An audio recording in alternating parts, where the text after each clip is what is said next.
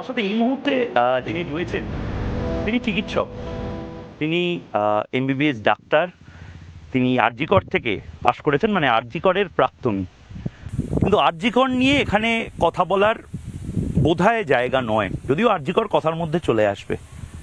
এখানে আসলে প্রেসক্রিপশন নিয়ে কথা বলতে হবে। এখানে আসলে একটি রোগ, যে রোগের ডায়াগনোসিস অনেক দিন হয়েছে, তার টেস্ট রিপোর্টও আমাদের কাছে আছে, কিন্তু রোগটা সারছে না।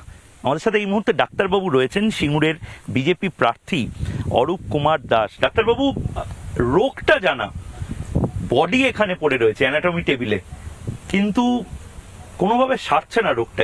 এই যে রক্ত, এই যে এত হতাশা, এত মানুষের চলে যাওয়া, ফিরিয়ে আনতে পারবেন এখানে? প্রথম হচ্ছে, কোনো রুগী যদি কোনো ডাক্তারের কাছে আসে, আমরা তাকে ডায়াগনোসিস করি, তারপর ট্রিটমেন্ট করি। এবং এটা করতে গেলে তার নলেজ থাকতে হবে। আমরা যেমন ডাক্তারি পড়ার ক্ষেত্রে, আমি একজন অর্থোপেডিক সার্জন, আমি আরজিকর থেকে এমবিবিএস করেছি।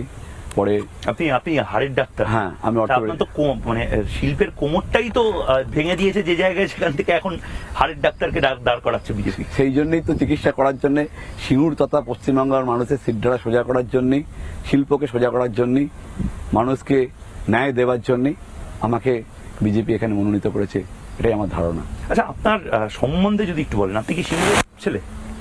আমার জন্ম সিঙ্গুর হসপিটালে। সিঙ্গুর হাসপাতালে।